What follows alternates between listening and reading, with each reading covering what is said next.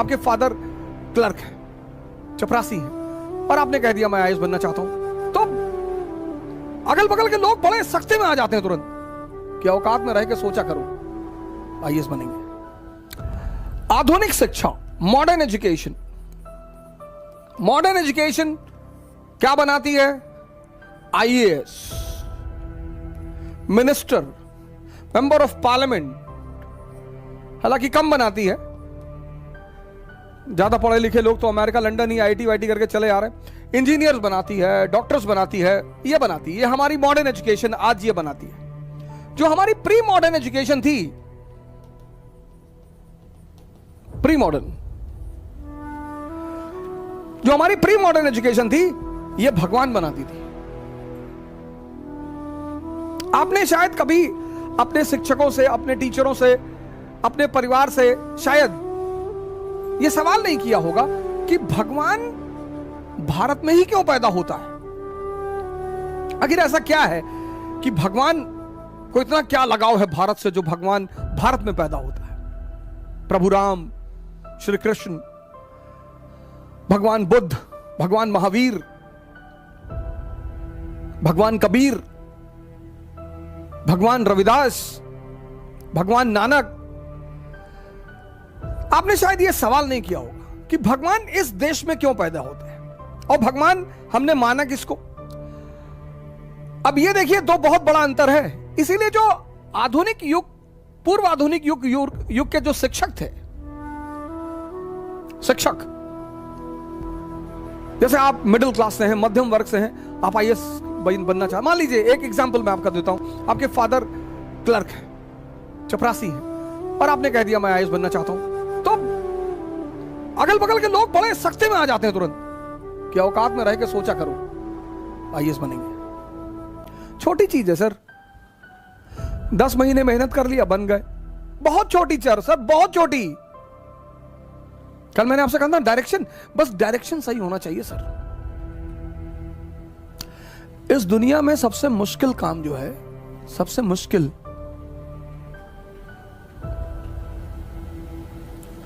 हमारे लिए, आपके लिए सबसे मुश्किल, वो है इंसान बनना। कैपिटलिज्म ने क्या किया है? एक नई एजुकेशन पॉलिसी, जिसको हम मॉडर्न एजुकेशन कहते हैं, इसके तहत हमारे देखने का नजरिया बदल दिया है। ओह ही सो पुअर। आजकल के जो बच्चे स्कूल जाते हैं, थोड़ा मिशनरी स्कूल में, तो when they C these cents, तो दे से ओ पापा बेगर्स। मैंने कहा idiot, they control the entire universe, they are not beggars। भिक्षु और भिखारी दोनों में बहुत फर्क है सर।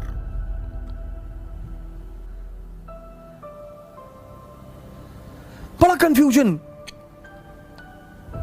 ये पश्चिम के लोग हमारा मजाक उड़ाते हैं और भारत वाले हंसते हैं उनके साथ। हाँ यस इंडियन होगी, आर वेरी, 4 लाइन इंग्लिश की बोलते हो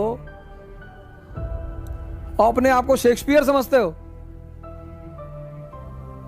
थोड़ी फटी हुई जीन्स क्या पहन ली, माइकल जैक्सन बन गए।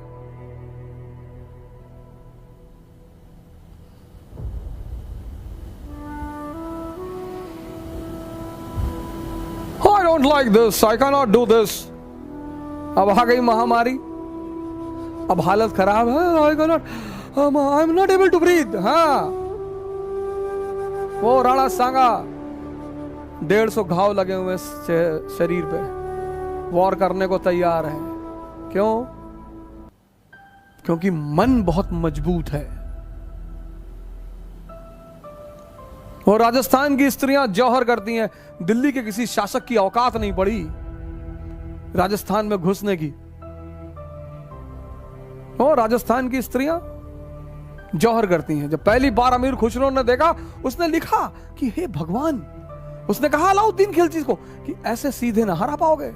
जिसके अंदर यह क्षमता है, जो मरना जानता है, जो कौम मरना जानती है, उसको तुम क्या हराओगे? तो खुद ही अस्पताल जा रहा है, भैया हमारी सांस कम हो गई है, भैया देखो देखो, जो लेट के जा रहा है कि भैया। अब जो बुजुर्ग हैं, बीमार हैं, उनकी बात समझ में आती।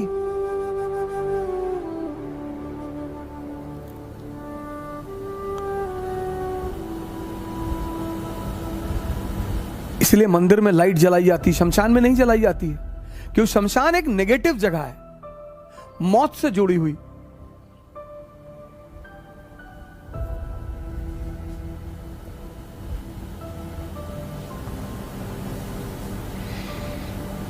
तो किसी पत्रकार ने किसी लड़की से पूछा भारत के पहले प्रधानमंत्री कौन थे, बोले बाबा रामदेव। बोले वो पत्रकार ने कहा मैं भगवान से, ईश्वर से दुआ। किसी चीज को देखने का तरीका, किसी चीज को देखने का तरीका, आप ऐसा नहीं कि जो चीज देख रहे हैं वो सब सही है। एक मारवाड़ी जो है वो एक शराब की दुकान पे गया और उसने शराब के दुकानदार से कहा कि देखो, अगर मैं अपनी आंख को अपनी दांत से काट लूं तो मुझको एक बोतल शराब दोगे? दुकानदार ने कहा कि आंख को दांत से काटोगे? उसने कहा हां। कहा अच्छा काट के दिखाओ, देंगे। उसने एक बोतल निकाल के रख दिया। उसकी आंख नकली थी एक, उसने निकाली और दांत से काट के दोबारा लगा ली। दुकानदार तो चकरा गया कि अरे यार ये तो धोखा दे गया हमको। उसने कहा अच्छा। तो उस मारवाड़ी ने कहा कि देखो, अगर मैं अपनी दूसरी आंख भी दांत से काट दूं तो? दुकानदार ने कहा बेटा तू दूसरी तो काट ही नहीं सकता। उसने सोचा कि यार ये आता तो है देखते हुए, अगर दूसरी आंख भी इसकी नकली होती तो ये चलता कैसे? ये कभी टकराया ही नहीं, कभी गिरा ही नहीं। तो उसने कहा अब तो कंफर्म है कि अब ये हार जाएगा। उसने कहा तू दूसरी काट के दिखा, मैं तुझे 2 बोतल दूंगा। मारवाड़ी ने कहा सोच ले। उसने कहा मैं बोतल लाऊं ना तो 2 बोतल दूंगा।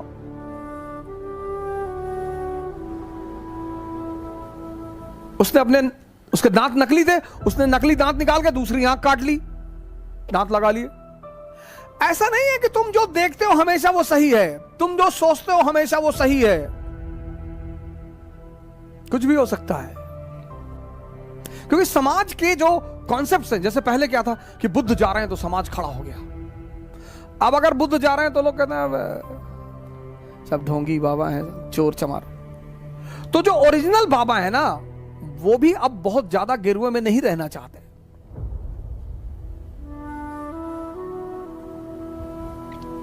अब कोई टाई वाई पहन के आ रहा है और BMW से उतरा तो लोग खड़े होते हैं कि कोई बहुत बड़ा आदमी है भैया, बड़ा आदमी।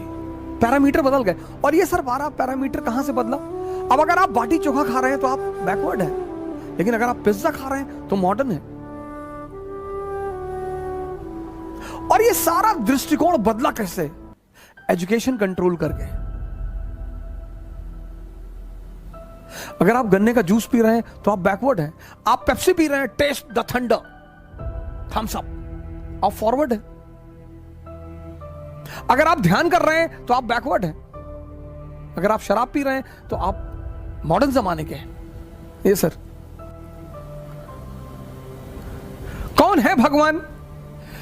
अब जिस पैदा हम सब हुए इंद्रियों पे, सेंसेस पे, हमारा 20 साल तक सामना रहा सेंसेस से, और 20 साल सब जिसके साथ रहेंगे ना सर, तो उससे मोह बढ़ जाएगा, अनुराग बढ़ जाएगा सर, उसको छोड़ना बहुत मुश्किल हो जाएगा सर।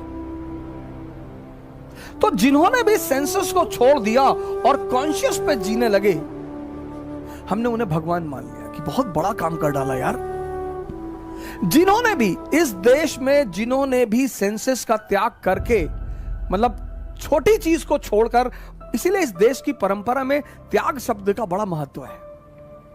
लेकिन त्याग मतलब ये नहीं भिखमंगे हो जाओ, अपना घर दान कर दिए, अपनी गाड़ी दान कर दी, अपना सारा पैसा दान कर दिया, भीख मांगने लगे, वो मूर्खता है। मैंने कल आपसे कहा था ना कि बहादुरी में और पागलपन में थिन लाइन डिफरेंस है। कुछ वर्ड हैं दुनिया में, इसका त्याग, इसका